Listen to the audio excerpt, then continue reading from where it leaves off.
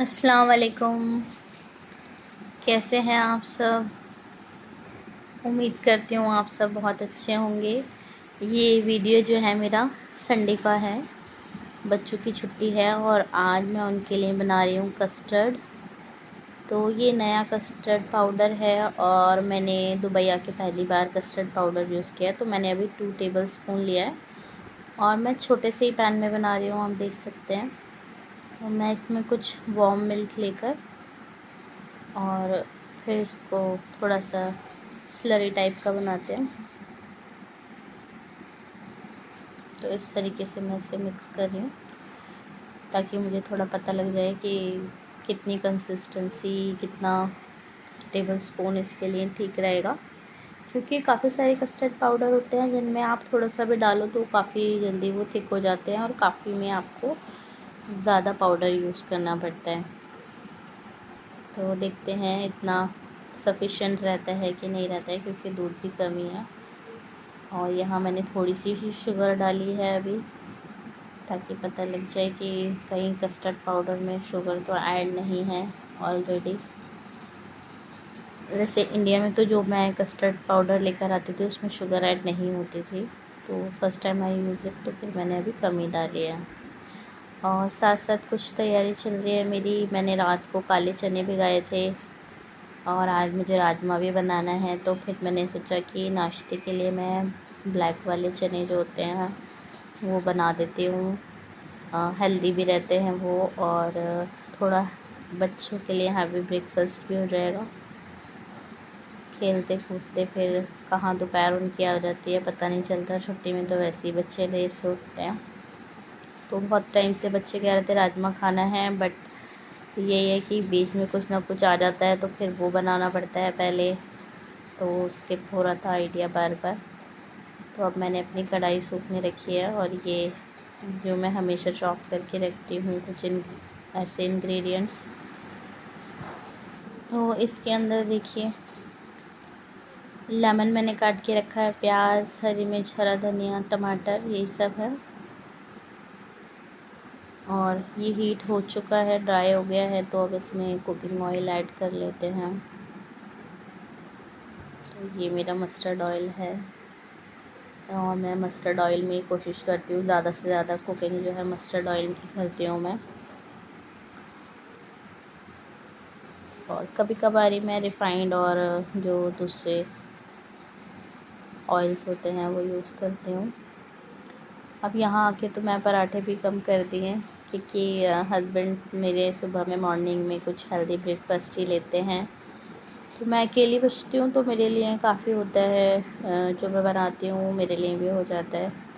और अगर मेरा दिल करता है तो फिर मैं अपने लिए कभी कभार पराठे सीखती हूँ, क्योंकि मैं यहाँ आकर वॉक भी बस मॉर्निंग वॉक कर पाती हूँ, तो फिर मैं कोशिश करती हूँ नहीं, क्योंकि अर्ली मॉर्निंग सबको जाना भी होता है, तो रात में वॉक नहीं हो पा रही है आजकल हमारी। बट अब आगे आगे इंशाल्लाह नाइट वॉक भी दोबारा से शुरू करनी है।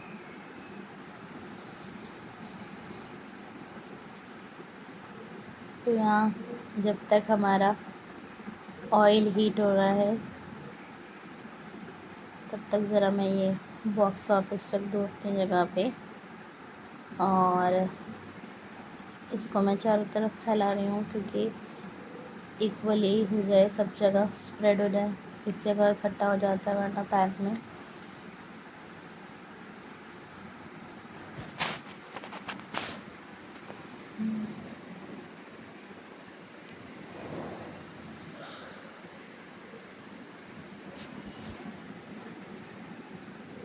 ये मैंने अपने मसालेदानी ली है और मेरा लगभग ऑयल हीट हो चुका है, तो अब इसमें मैं डाल रही हूँ कुछ क्यूमिन सीड्स, ज़ीरा जिसे कहते हैं।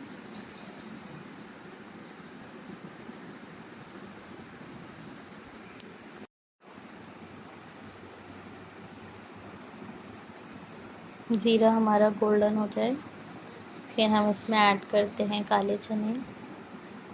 ये मैंने भिगाए थे बॉईल कर फिर मैंने पानी निकालने के लिए, इनको ड्रेन करने के लिए रख दिया था। और उसके बाद हम इसमें ऐड करेंगे ये, पहले इसको हम अच्छे से फ्राई कर लेते हैं ज़ीरे को और चनों को, ताकि ऑयल में ये अच्छे से भुन जाए।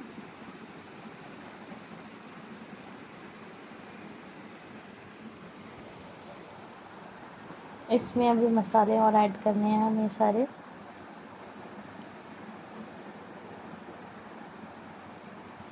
तो इसमें हम ज़्यादा मसाले नहीं डालेंगे। तो सॉल्ट डाल रहे हैं यहाँ पे,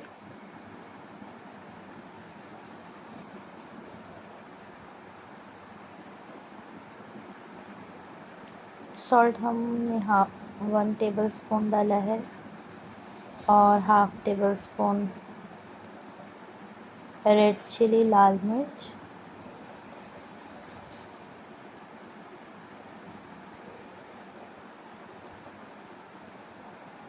और ये मैंने थोड़ा सा डाला है अमचूर पाउडर खटाई, तो उससे थोड़े खट्टे खट्टे बनते हैं तो अच्छे लगते हैं। और अभी मेरे स्पून में थोड़ा सा बचा हुआ है, ये भी डाल देते हैं। और अब हम इन्हें अच्छे से मिक्स करेंगे। सारा मसाला जो है वो चनों पे अच्छे से लिपट जाए। कि इस तरीके से ये फ्राई हो गए हैं, बबल्स नज़र आ सकते हैं आपको इसमें, और अच्छे से कोट हो गए हैं। ठीक है, यहाँ पर फ्राई आप मसाले के साथ एकदम बहुत अच्छे से करो तो अच्छा टेस्ट आएगा। और देखिए कितने बड़े बड़े हैं ये काले चने। आप इन्हें बिना फ्राई करे भी बना सकते हैं। अब हम यहाँ पे इसमें ऐड कर देंगे प्याज टमाटर,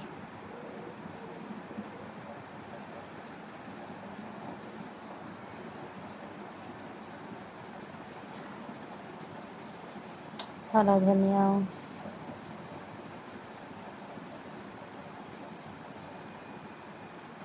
हरी मिर्च।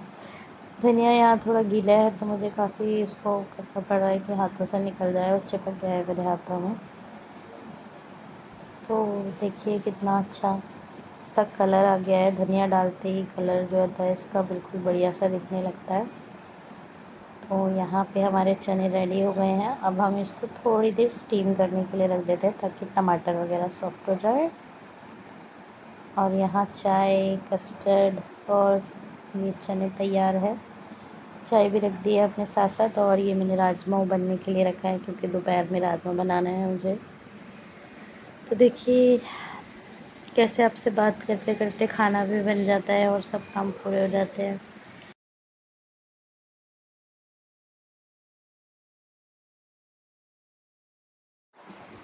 तो ये कस्टर्ड में हमने अपने ड्राई फ्रूट्स ऐड कर दिए हैं।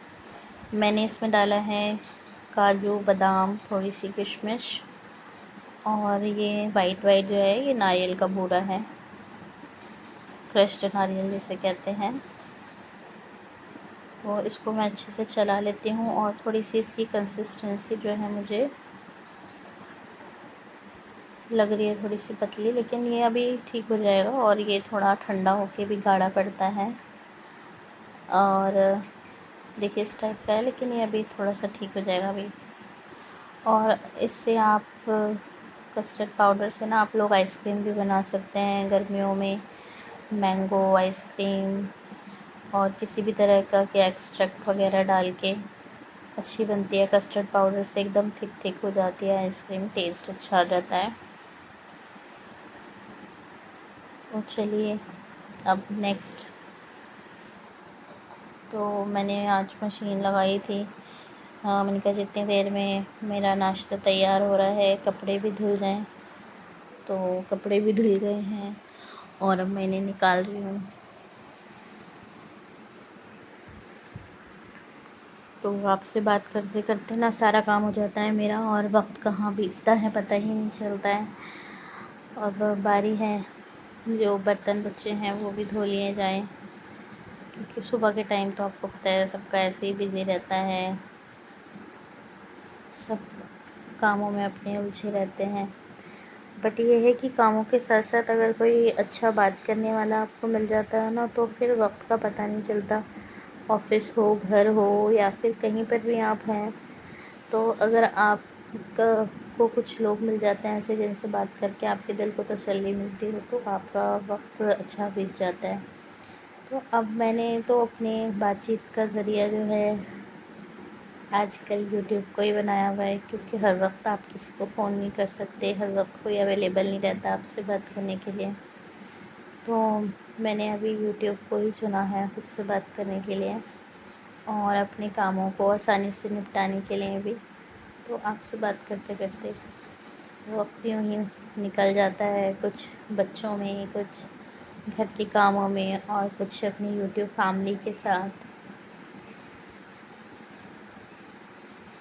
आप भी मुझे अपने जगह जगह से, जिस भी शहरों से और जिस भी कंट्री से आप मुझे देख रहे हैं, आप मुझे अपने कमेंट से बता सकते हैं कोई भी बात जो आप मुझसे करना चाहते हैं, कोई भी चीज़ जो आप मेरे साथ शेयर करना चाहते हैं, या कोई चीज़ जो आप मुझसे चाहते हो कि मैं आपको बना के दिखाऊं, या आप जैसे दुबई का कोई ख़ास एरिया एक्सप्लोर करना चाहते हैं और आप देखना चाहते हैं। तो अब बच्चों की छुट्टियां होने वाली हैं, तो हम लोग जाएंगे जगह जगह इंशाल्लाह घूमने, और हमारी गाड़ी भी इंशाल्लाह जल्दी आ जाएगी, तो फिर आसानी हो जाएगी हमें ट्रैवल करने में। बच्चों के साथ पब्लिक ट्रांसपोर्ट में जाना थोड़ा सा मुश्किल रहता है, लेकिन हाँ, हम जाते हैं फिर भी, क्योंकि अल्लाह आपको जैसा भी वक्त देता है उसके हिसाब से आपको मोल्ड होकर चलना चाहिए, और बच्चों को हर चीज़ सिखानी चाहिए। तो मैं उन्हें हर चीज़ सिखाती हूँ। कैसे मैं अभी तक दुबई की मेट्रो में ट्रैवल नहीं कर सकी हूँ, इंशाल्लाह कोशिश करेंगे। अब गाड़ी आ जाएगी तो खैर मुश्किल ही होगा, लेकिन हाँ, कहीं दूर सफ़र करने के लिए तो अच्छा है।